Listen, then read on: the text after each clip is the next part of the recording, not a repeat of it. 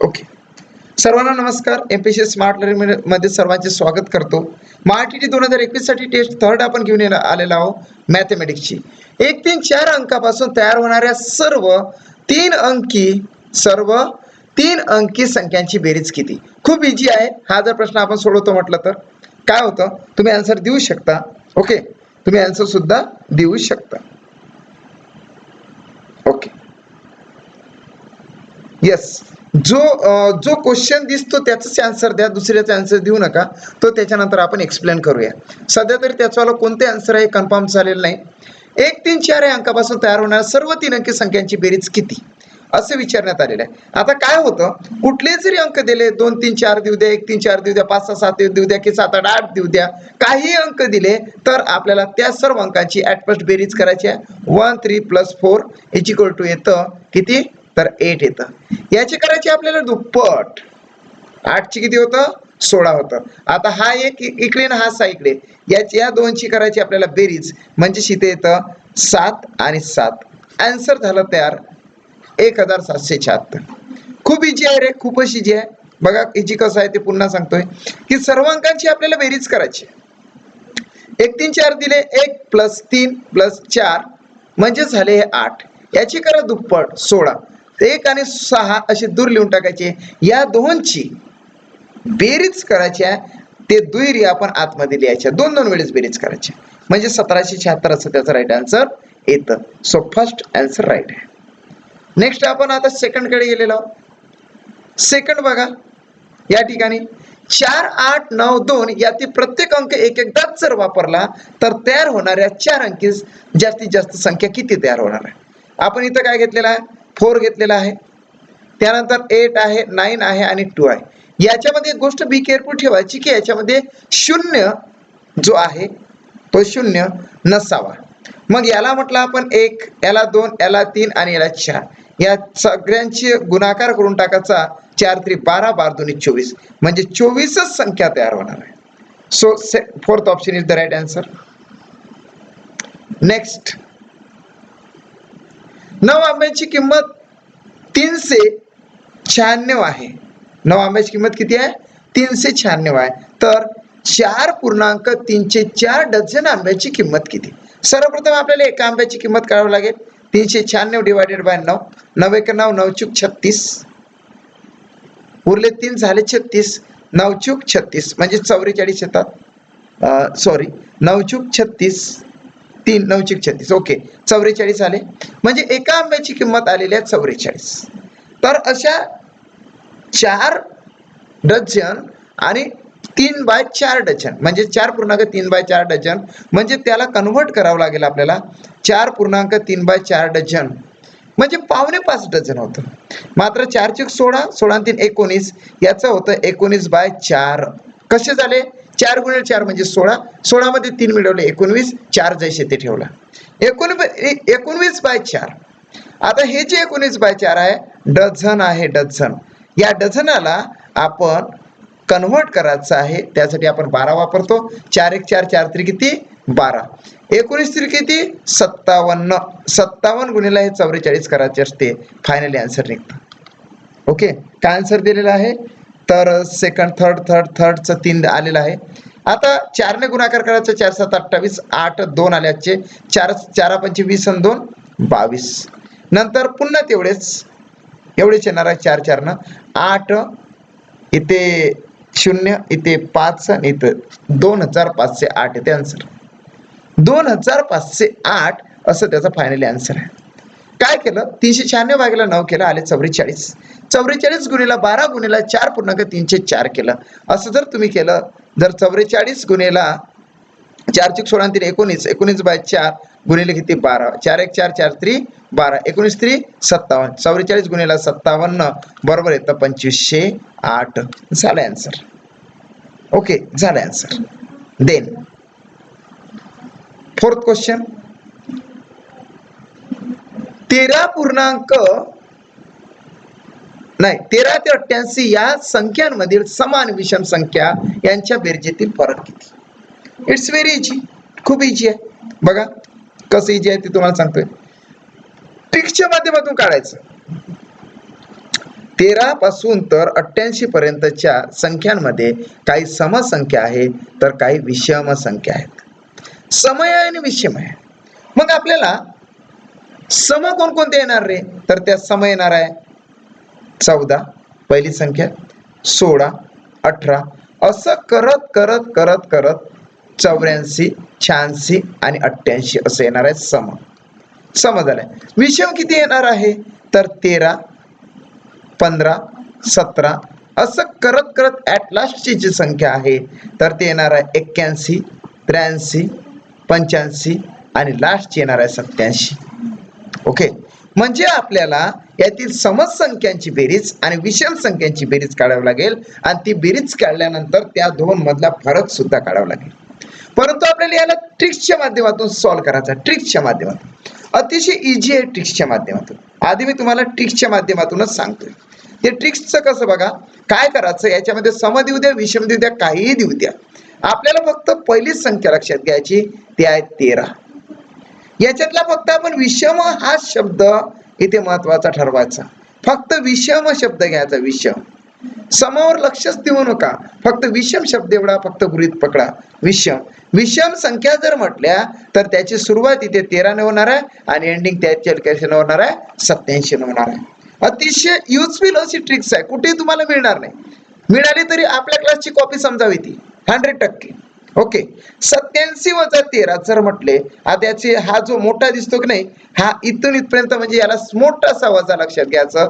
Therefore 87 वजा 13 म्हणजे इथे आले 4 आणि इथे आले 7, 74 आले. 74चे निम्मे करायचे, ते 37 होतात, प्लस 1 करायचा तर 38 होतात. फायनली आन्सर येतं 38. 38 is the right answer of this question. हो सर 38 आलं, ठीक आहे, पण आमचा तुमच्यावर विश्वास नाही. तुम्ही आम्हाला स्पष्टता करून दाखवा. असं जर का तुम्ही तुमच्यापैकी मला जर कोणी म्हटलं तर मग ते ट्रिक्सच्या माध्यमातून नव्हे तर ते पद्धतीच्या माध्यमातून सुद्धा मी समजून सांगतोय. बघा, 13 ते 18, 13 ते 88 समसंख्या जर बघितल्या तर 13 पासून नव्हे तर 14 पासून तर याला दोन्ही ठिकाणी 13, 88 असं घ्यायचं आणि इथे सुद्धा विषमसाठी सुद्धा 13, 88 घ्यायचं. ओके, आता काय करायचं, जैसे ते घेतले आपण, याच्या सम आहे म्हणून याच्या काय करायचा, मागचा घ्यायचा 12, 88 करायचं. याचा सुद्धा मागचा घ्यायचा 12, 88 करायचं. झालं.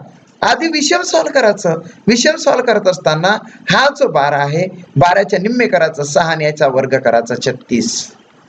झालं. 88चे निम्मे करायचे 44, त्याचा वर्ग करायचा तर तो 44चा वर्ग येतो 4 चूक 16, 4 चूक 16, 4 2 8 चूक 32, 32 येतं म्हणजे 6 3 9 1 म्हणजे 1936 असा त्याचा वर्ग येतो. किती येतो? 1936.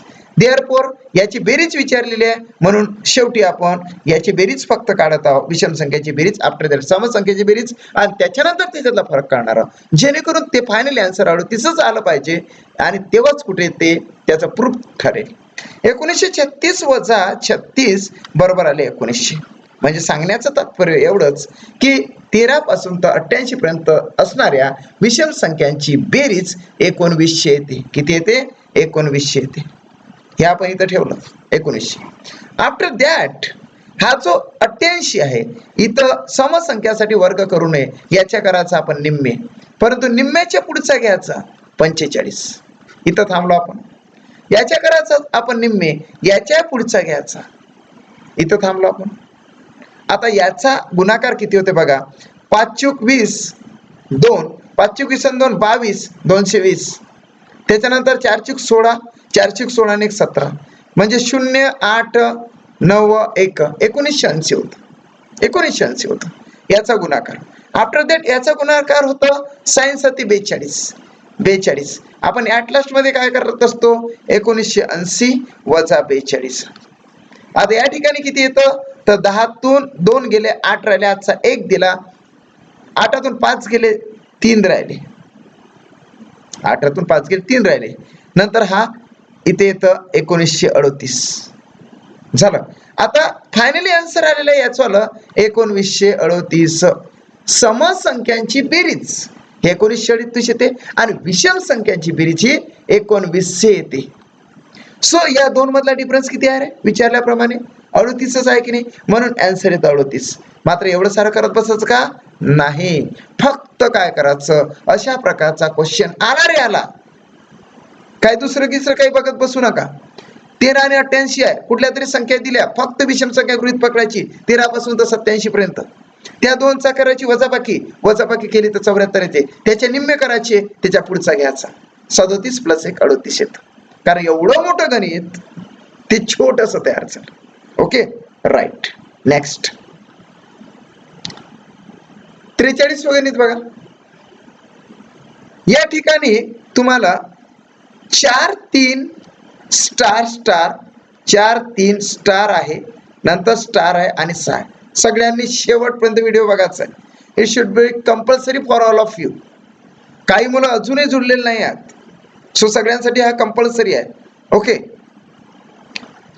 4 3 स्टार स्टार 6 हे जे आहे याच्यामध्ये आपल्याला 12 ने निशेष भाग जातो, तर मग या स्टारच्या ठिकाणी काय पाहिजे? आधी 12ची आपण फोड करून घ्यायची, 3 चूक 12. या ठिकाणी मी डायरेक्टली 7 टाकतो, म्हणजे 4 3 7 7 6. अर्थातच या सर्व संख्याला 12 ने निश्चित भाग जाण्यासाठी आपण त्याचे फॅक्टर पाडले. 3 चूक 12 म्हणजे 3 ने गेला पाहिजे आणि 4 ने गेला पाहिजे. तर 76 साठी विभाजितीच्या कसोट्या ज्या वेळेस आपण शिकतो त्यावेळेस 4 ने भाग देत असताना शेवटचे फक्त 2 अंक लक्षात घेतो. त्या 2 अंकाला 4 ने भाग गेला की कितीही मोठी संख्या असली तरी 4 ने भाग जातच असते. 4 1 4 उरले 3, 4 9 36, म्हणजे याला 4 ने भाग गेला. उरले आता 3 साठी आपण सर्वाची बेरीज करत असतो. 7 7 आणि 6. 4 3 7 7 2 14 7 3 21 आणि 6 6 27. 27 3च्या पाड्यात येतेच.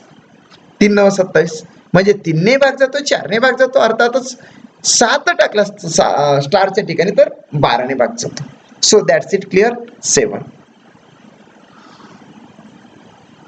ओके.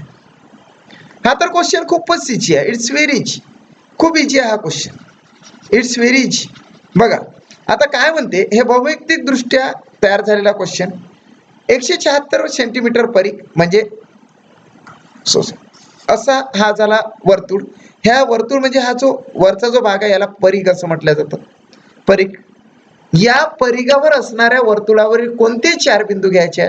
फॉर एक्झाम्पल इथं घेतला, इथं घेतला, इथं घेतला आणि इथं घेतला. 4 बिंदू घेतले, हे एकमेकात जोडले, एकमेकास आपण ते जोडून टाकले.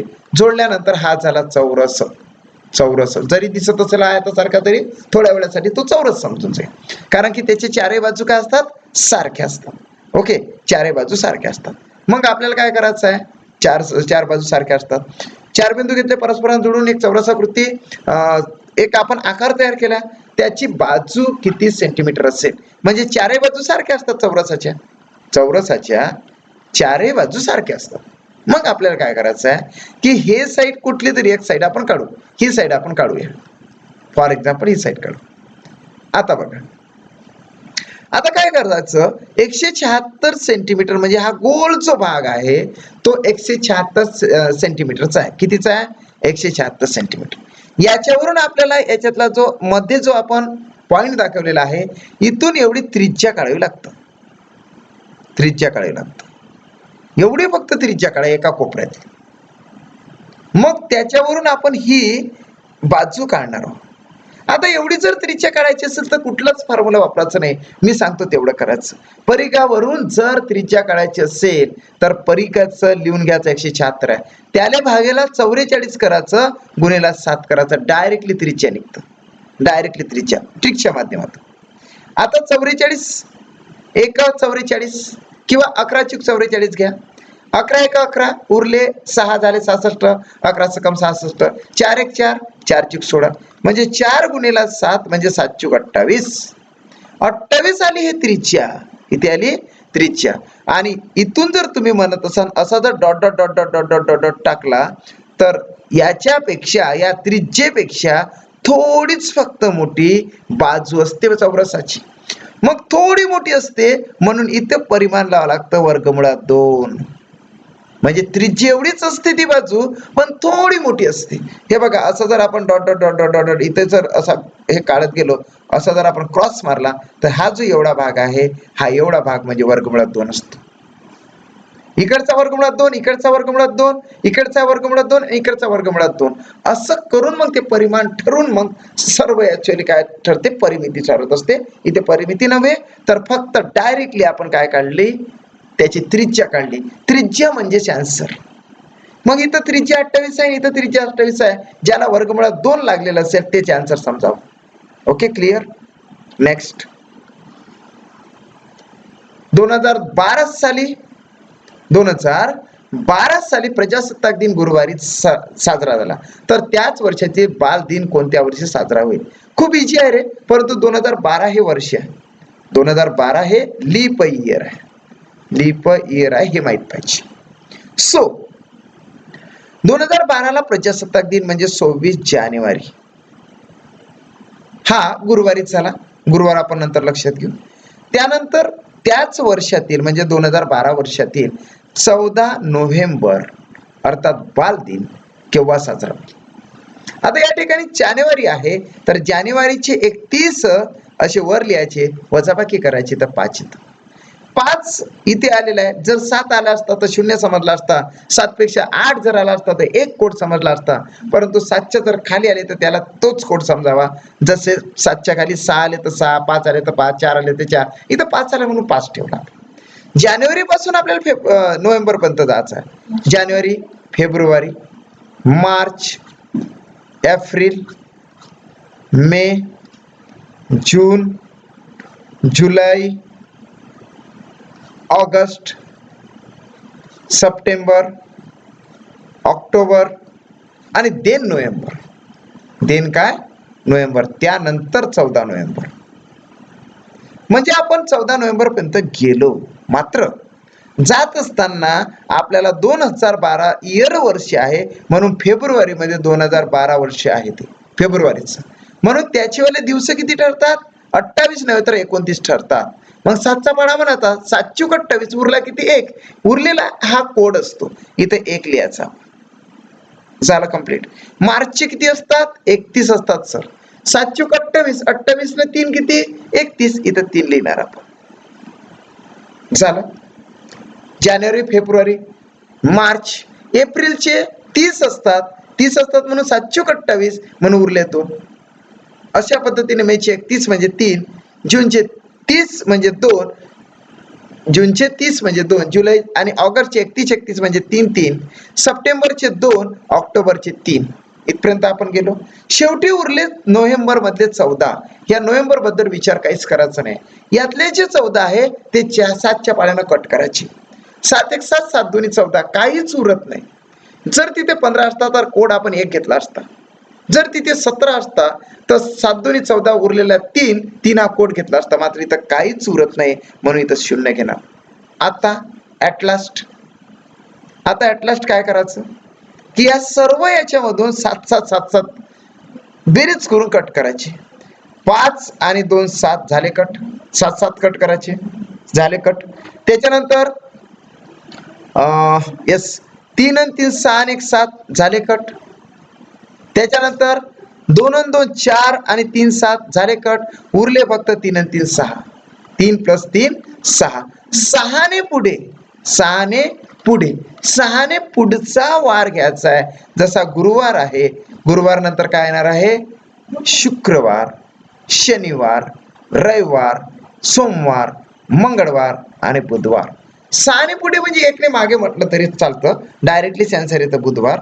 परंतु तुम्ही पुढे जर जायचं असेल तर 6 ने पुढे जा, नाहीतर 1 ने मागच जा. 7चाच केव्हा विचार करावा लागतो. सो आन्सर येतं बुधवार. That's it. क्लिअर. देन सगळ्यांनी पद्धतशीरपणे ऐका, कारण की ट्रिक्सच्या माध्यमातून आपण सगळे एक्सप्लेन करत आहोत. देन एका आयताकृती बागेला 5 वेढे असलेले तारेचे कुंपण करण्यास प्रति मीटर 10 रुपये याप्रमाणे 17,000 रुपये खर्च झाला. जर बागेची रुंदी 50 मीटर असेल तर बागेच्या समोरासमोरील टोक किती अंतरावर असेल? ओके, टोकातील अंतर किती? या ठिकाणी जर बघितलं तर बघा खूप इझी आहे हा. एक आयताकृती बाग आहे, ही आयताकृती बाग आपण काढली. देन या बागेला 5 वेढे घालायचे, म्हणजे हा एक पहिला वेढा झाला, हा दुसरा वेढा, हा तिसरा, हा चौथा आणि हा लास्टचा 5वा.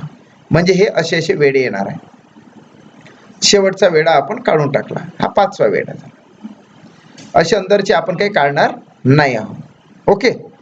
या ठिकाणी जर बघितलं तर आपल्याला 5 वेढे असलेले तारेचे कुंपण करण्यास प्रति मीटर 10 रुपयाप्रमाणे 17,000 रुपये खर्च आला. हे त्रिकुटावरून सुद्धा निघतं, मात्र ते आपल्याला खर्चावरून सुद्धा काढता येतं. आता 5 वेळ्यांचा खर्च 17,000 रुपये, म्हणून 5 वेळे भागेला 17 केलं. 5 एक 5, 5 3 15. ट्रिकच्या माध्यमातून शेवटी सांगतो, त्रिकुटावरून त्याचं answer directly right and right निघत असतं. ओके.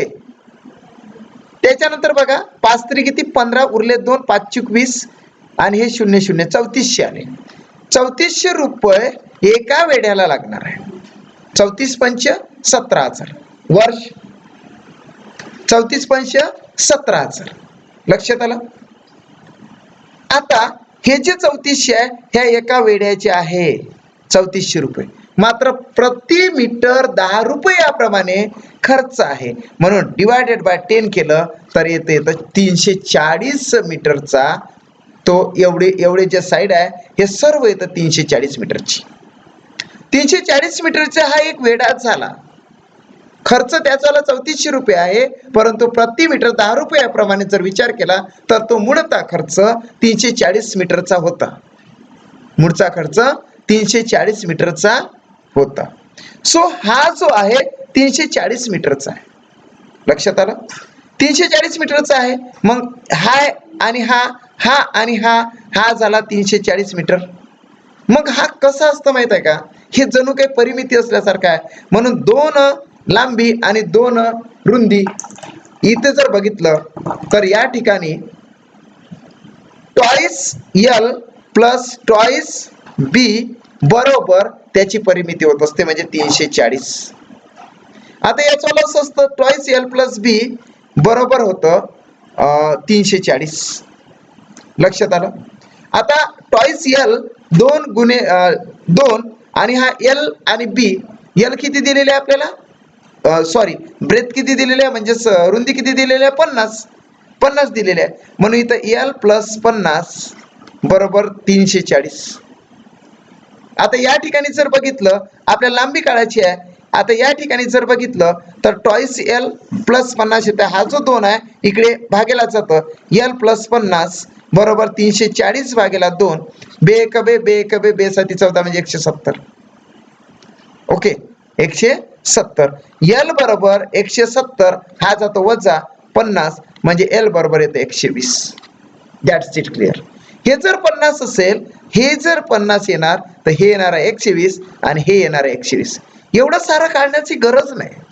आपण डायरेक्ट 340 म्हटलं, हा जर 50 दिलेला असेल तर 50 अधिक 50 अधिक उरलेले जे 340 मधून 240 येतात त्याचे 2 भाग करायचे, 120 अधिक 120 असं केलं तरी चालते. मग हे 150 आहे 120 आहे. आणि याच्या समोरासमोरील टोकाची म्हणजे इथून इथपर्यंतची आपल्याला काय दिले विचारलेली आहे, तर अंतर विचारलेलं आहे, म्हणजे कर्ण विचारलेला आहे. आता कर्ण काढण्यासाठी आपल्याला त्रिकुटाचा वापर केला तरी चालतो, नाहीतर आपल्याला सरळ सरळ पायथागोरसचं प्रमेय वापरावं लागतं, परंतु नव्हे, आपल्याला त्रिकुटाचंच प्रमेय लावणं योग्य ठरतं. आता मूळ त्रिकुट कोणतं आहे तर 50 आहे आणि 120 आहे, म्हणजे मूळ त्रिकुट त्यातील 5च आहे. 5चा वर्ग जर 25 घेतला, 5चा वर्ग जर 25 घेतला तर त्याचे 2 भाग आपल्याला 12 आणि 13 करावे लागतात. 5चा वर्ग 25 म्हणजे 5 12 13चं त्रिकुट आहे. 5 12 13चं त्रिकुट आहे. सो 5 10 50 होतं, 12 10 120 होतं, तर 13 10 130च होणार आहे. म्हणजे कर्णाची जी लांबी आहे तर ते 130 होणार आहे. सो डायरेक्टली आन्सर आपल्याला 130 येतं, 130 येतं. ओके, या पद्धतीने आपल्याला ते करायचं आहे. 130 आन्सर येतं. ओके, बघा अशा पद्धतीने ते आन्सर आलेलं आहे 130. देन आपल्याला त्याच्यानंतर सुद्धा लक्षात घ्यायचं आहे 10वा आन्सर एकाच संख्येला 5, 15, 11, 12 यांनी भागले असता प्रत्येक वेळी बाकी 4 उरते, तर ती संख्या कोणती? याला आपण मोडूया थोडस. बघा इथं आपलं हे चालते का? नाही, इथं नाही यूज होत, इथं फक्त हेच होतं यूज. ओके, याला मोडावं लागेल आता आपल्याला. देन या ठिकाणी बघा, एकाच संख्येला 15, 11, 12 यांनी भागले असता प्रत्येक वेळी जर 4 उरते, तर ती संख्या कोणती? आपल्याला ऑप्शन वरून ते फटाफट काढता येतं. आता 15चे फॅक्टर पाडायचे 3 गुणिले 5, 11चा तर 11 येणार आहे, आणि 12चे फॅक्टर येते 3 चूक 12. याचे जे सर्व समावेशित फॅक्टर आहे ते आहे 3, 5, 3, 4, 5 आणि 11 झाले. 3, 4, 5 आणि 11 हे झाले कॉमन फॅक्टर. आता पहिलं जे ऑप्शन होतं 1316, याच्यातून 4 गायब केले तर 1312 येतं. सेकंड जे ऑप्शन आहे 2444चं 40 येतं. थर्ड जे ऑप्शन आहे 660 मधून 4 वजा करायचे ते, तर मग 500 किती येतं? तर 56 येतं. आणि 1976 मधून 4 वजा केले तर 1900 किती येतं? तर 72 येतं.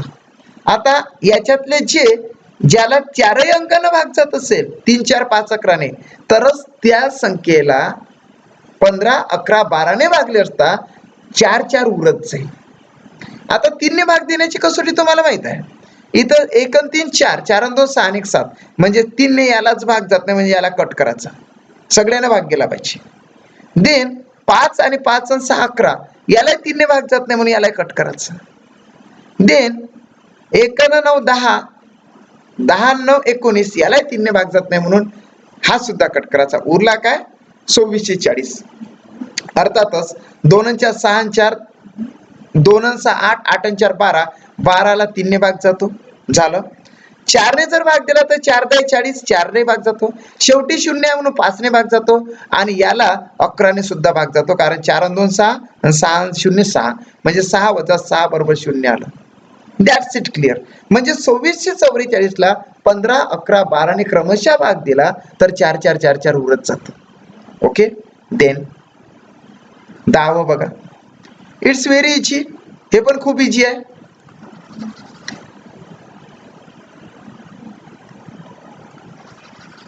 ओके, 13/18, 11/14, त्याच्यानंतर आपण 17/19 आणि 27/31 यासारख्या संख्या उतरत्या क्रमाने लिहिल्यास, उतरत्या क्रमाने म्हणजे काय? 7 6 5 4 3 2 1 0 असं. म्हणजे उतरत्या क्रमाने जर लिहिल्या तर सर्वात पहिली संख्या मोठी असते, म्हणून आपल्याला मोठी मोठी काढावं लागेल. म्हणून आपल्याला 13/18 याच्यातला पहिला घ्यायचा आणि दुसरा घ्यायचा. 2 आपण सुरुवातीला घेतले, नंतर 3 हे रिझर्व ठेवले. याचा आपल्याला काय करावं लागेल? आता आपल्याला क्रॉस करावं लागेल, क्रॉस मल्टिप्लिकेशन. आता 18 1 18, हातचा 1, 18 1 18 आणि 1 19, 198 वाले या साईडला. 13 52, 5 13 1 13, 13 आणि 5 18, इकडे 182. म्हणजे मोठा कोणता आहे? 11/14. आता 11/14 पुढे नेले, तिसरा 27/31 त्याला अटॅच केला, 27/31. 11 1 11, उरला 1, 11 3 33 ने 1 34, इकडे आले 3 41, इकडे 14 7 98, हातचे आले 9, 14 2 28, 28 आणि 9 येतं 37. म्हणजे मोठा आहे हा. आता 11/14 हा लहान आला, कारण 341 आहे, 378 मोठा आहे. आता 27/31 ला हा चौथा घ्यायचा आपण, 17/19 त्याला अटॅच करायचा. आता 17 1 17, कसा गुणाकार करा, 17 1 17, उरला 1, 17 3 21, 17 17 2 34, 17 3 51. ओके, 17 1 17 1, 17 3 51, 1 52, 17 2 34, 17 3 51, 527 झाले. आता इथं 19 7 133 येतं. सो इथं 3 घेतले, हातचे 13 घेतले, 19 2 38, 38 इथं टाकले तर 8 आणि 3 11, हातचा आला 1, इथे 51, म्हणजे इथे येतं 51, 513 येतं. आता 27/31 हा 17/19 पेक्षा मोठा नव्हे तर लहान आहे. सो आपल्याला आता याला निग्लेक्ट करावं लागेल आणि याला घेऊन पुढे जावं लागेल.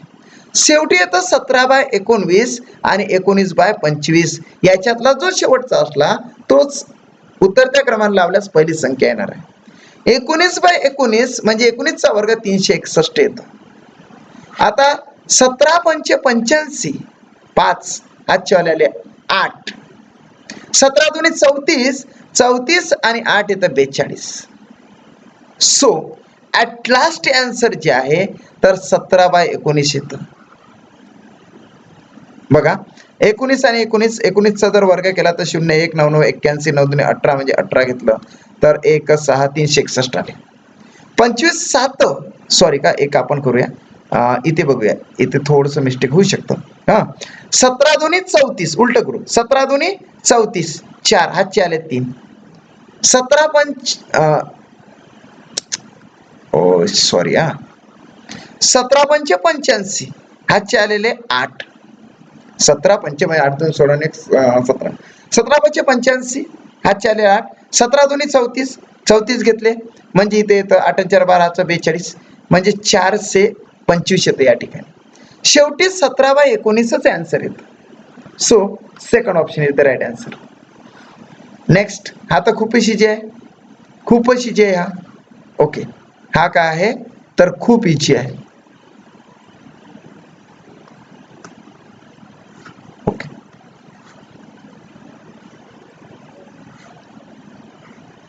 हा आता या ठिकाणी बघा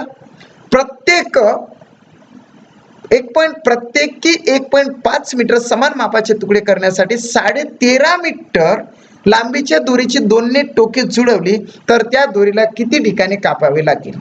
फॉर एक्झाम्पल आपण ही अशी दोरी घेतली, या दोरीला आपण इथे आणि इथे अटॅच केलं.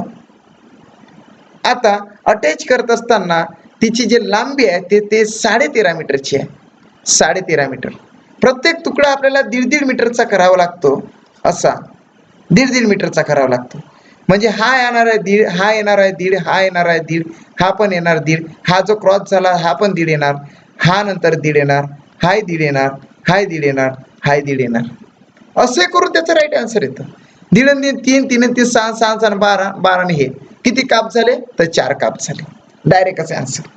जर असं नाही करायचं असलं तर ट्रिक्सच्या माध्यमातून जर काढायचं असलं तर त्याच्यापेक्षा याची आहे. दोरी कितीची आहे 13.5 मीटरची. तुकडा कितीचा काढावं लागतं 1.5 मीटरचा काढावं लागतं.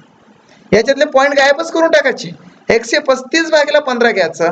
15 1 15, 15 75, 15 90, 15 7 105, 15 8 20, 120, 15 9 135 येते म्हणजे 9 आले. 9 कसे डिस्ट्रीब्यूट करायचे माहित आहे का, 4 + 4 + 1. याच्यातून एक मायनस केला उरले 8, त्याचे 2 भाग केले. 4 + 4 + 4, 4 + 4 + 1 म्हणजेच हा जो सुरुवातीचा असतं हा एवढे येतात काप काप. असं ट्रिकच्या माध्यमातून सुद्धा काढू शकतो. म्हणजे इथं आलेल्या 4 तुकडे 4 ठिकाणी कापावं लागेल जेणेकरून त्याच्यावाले 9 तुकडे होणार आहे. ओके नेक्स्ट खूप इजी आहे हा. 12वा सुद्धा क्वेश्चन तेवढाच महत्वाचा आणि तेवढाच इजी पण आहे. ओके आता त्याला पण आपल्याला काढता येतं. ओके बघा या ठिकाणी जर बघितलं विशिष्ट रकमेच्या 7/18 पट रक्कम वेदला म्हणजे वेद दिलेला आहे, नंतर विजया दिलेली आहे, नंतर आहे सानिया आणि नंतर आहे वीणा. 4 कॅरेक्टर आहे. या 4 कॅरेक्टर मध्ये प्रत्येकाला दिलेली रक्कम ही पट्टीमध्ये आहे.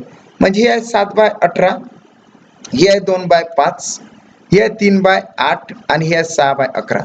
खूप इझी आहे आधीच्या सारखं. याचा क्रॉस करायचा 7×5 35 आणि 18 दुनी 36. सर्वाधिक विचारलेला आहे म्हणून 36 घ्यायचं म्हणजे 2/5 पुढे न्यायचा.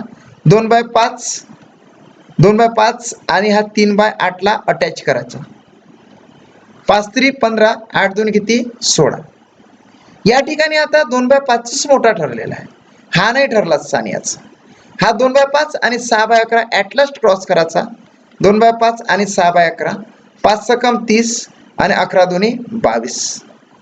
शेवटी ॲट लास्ट शेवटचाच मोठा आहे कारण 11 दुनी 22 झाले आणि 6 पंचे 30 झाले. म्हणजे विनाची जी रक्कम आहे ती सर्वाधिक मोठी रक्कम आहे. सो आन्सर येतो विना. नेक्स्ट.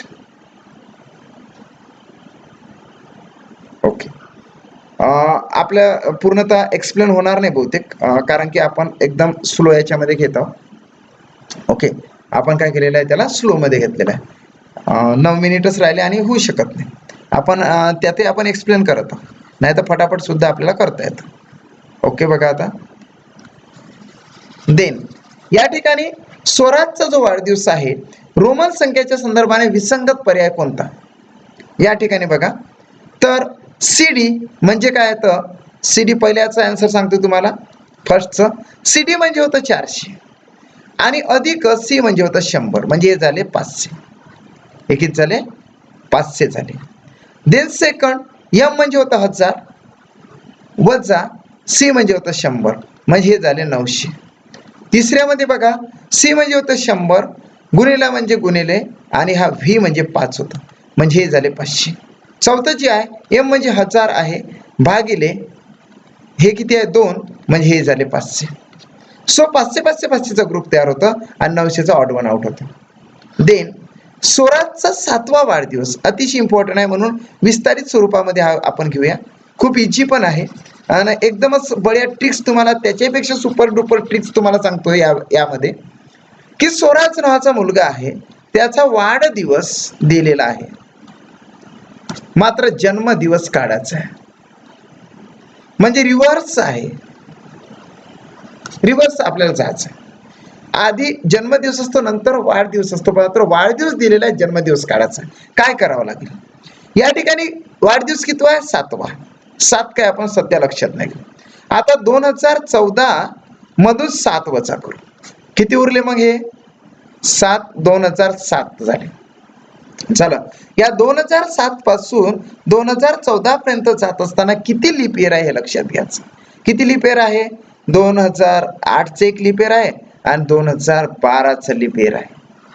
2च लीप इयर आहे ना, ते 2 लीप इयर या 7 मध्ये ऍड करायचे. किती आहे? 8 2008 म्हणजे 4 2 8 4 3 12, हे 2च लीप इयर आहे, हे याच्यामध्ये ऍड करायचे. 7 आणि 2 किती झाले रे? 9 झाले. हे 7 जे मधातले आहे त्याच्यामध्ये ऍड करायचे 2 लीप इयर, 9 झाले. बघा अगदी सोप्या भाषेमध्ये 9, शेवटी येणारा 9 जो आहे, 10 असेल 15 असेल 20 असेल, जे काय असेल ते 9च्या पाड्यात घेऊन त्याला कट करायचे. 7 1 7, 7 2 14, 14 जास्त जातं, 7 1 7, उरले किती? 2. उरले किती? 2. 2 ने मागे म्हणायचं. काय म्हणायचं? 2 ने मागे. 2 ने मागे म्हणजे 2 दिवसाने मागे. शनिवार आहे, शनिवार आहे, तर शनिवारच्या मागचा पहिला दिवस कोणता? शुक्रवार. त्याच्या मागचा कोणता? गुरुवार. झाले आन्सर गुरुवार. सर्वात इझी झालं, काहीच काढण्याची गरज नाही. कोडगीट फास्ट मध्ये आलं आन्सर. लक्षात आलं तुम्हाला? नेक्स्ट 15वा आन्सर बघा. 15 या त्रिकोणी संख्येनंतर, 15 या त्रिकोणी संख्येनंतर ओके, क्रमाने येणाऱ्या 5व्या त्रिकोणी संख्येचा पाया कोणता? 15 आहे, 15ची दुप्पट करायची 30, दुप्पट करायची केव्हा त्रिकोणी संख्येचा पाया जर विचारला असेल तर याचे फॅक्टर पाडायचे. याचे फॅक्टर येतं 5 × 30. याच्यातला लाईन फॅक्टर मध्ये जो विचारलेल्या त्रिकोणी संख्येचा पाया आहे, कितवा विचारला? 5व्या त्रिकोणी संख्येचा पाया विचारला ना, म्हणून याच्यामध्ये 5 टाकायची. 5 आणि 5 10 असे आन्सर येतं. म्हणजे जी काही संख्या येईल 15 या त्रिकोणी नंतर 5वी जी काही त्रिकोणी संख्या येईल त्याचा पाय येतं 10. कसं येतं तेही तुम्हाला सांगतो. 1 2 3 4 5 6 7 8 9 10 11 12 13 पर्यंत लिहून घ्यायचं. 1च्या डोक्यावर 1च घ्या, 1 आणि 2 3 घ्या, म्हणजे दुसरी त्रिकोणी संख्या 3, नंतर 6, नंतर 10, असे बेरीज करत चला. ओके, 10 10 आणि 5 याच्या डोक्यावर 15, 21 28 36 45 55 65, ओके 66 78 आणि हे येतं 91. म्हणजे 1 3 6 10 15 21 28 36 45 55 66 78 आणि 91 ह्या एकूण 1 पासून तर 100 पर्यंतच्या 13 एकूण त्रिकोणी संख्या आहेत. मग याच्यातला जो आपल्याला दिलेला आहे तो 15वी संख्या दिली. 15 या त्रिकोणी संख्येनंतर येणारी 5वी त्रिकोणी संख्या, पहिली आहे 21, दुसरी, तिसरी, चौथी, 5वी.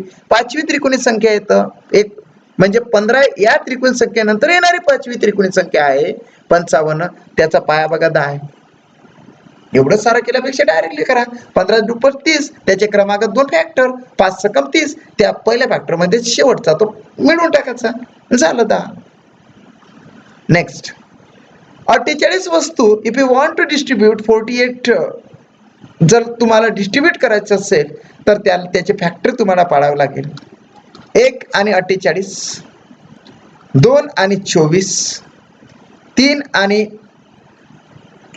3 1 3 3 सकम 16 48, 12 चूक 48, साइन 48.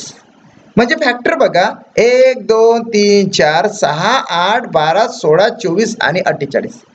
यातील एक एक एक एक वाटू शकता, 2 2 2 2 वाटू शकता, 3 3 वाटू शकता, 4 4 वाटू शकता, 5 5 वाटू शकता, 4 4 वाटू शकता, 6 6 8 8 12 12 वाटू शकता, 16 16 समान वाटू शकता, 24 24 समान वाटू शकता. मात्र 48 हा समान वाटू शकत नाही. तो एकाला दिला की दुसऱ्याला जाणारच नाही ना, म्हणून 48 याच्यातला कॅन्सल करायचा. बाकीचे जे आहे ते तेवढ्या प्रकारे तेवढ्या वस्तू वाटता येतील. म्हणजे 1 2 3 4 5 6 7 8 9 9 प्रकारे वाटता येतील. 9 प्रकारे वाटता येतील. 9 is the right answer. Okay, 9 is the right answer. Next 17. हा खूपच इजी क्वेश्चन आहे. It's very easy. खूपच इजी आहे. आता इजी म्हटलं की इजीच होता म्हणून मी नेहमी इजी बोलत असतो. ओके, आता बघा या ठिकाणी आपल्याला काय करायचं. आता ही रेल्वे गाडी ह्या ट्रॅकवरून कुठून तरी जात आहे. ओके, ही आपण रेल्वे गाडी घेतली फॉर एक्झाम्पल, याला अटॅच करून घ्या वाटल्यास. ओके, समोरचं हे एक इंजिन आहे, इथे एक नदी येतं, नदी आल्यानंतर हा एक पूल आहे. चला, हे ज्यावेळेस रेल्वे गाडी किंवा ट्रेन त्या पुलाला ओलांडून जाईल तर तो पुलाची ओलांडण्यास किती वेळ लागेल असं विचारण्यात आलेलं आहे. या ट्रेनची जी लांबी आहे ते 500 आहे आणि या पुलाची लांबी जी आहे 700 आहे. हे ज्यावेळेस इथं टच होतं त्यावेळेस ते प्लस प्लस प्लस प्लस होऊन ते नंतर बाहेर निघतं, म्हणून या दोन मध्ये करायचं आहे प्लस. म्हणजेच आपल्याला 500 न 700 1200 झालं, त्याला भागायला 700 किती किलोमीटरनं जात आहे तर 60 ने जातं. एवढाच फक्त कॅल्क्युलेशन करायचं.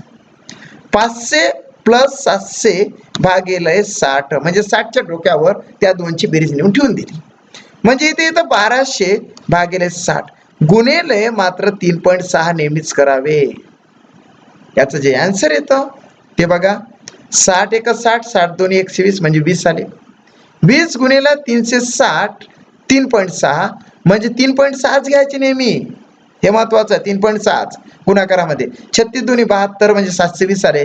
मागून एक अंकानंतर पॉईंट आहे म्हणून इथे पॉईंट येतो म्हणून 72.0 येते. आन्सर येते 72 म्हणजेच 72 सेकंद. अर्थात 500 मीटर लांबीची आगगाडी 60 किलोमीटर वेगाने धावताना 700 मीटर लांबीचा पूल 72 सेकंद मध्ये ओलांडणार आहे. ओके, 17. आता टायमिंग तो जे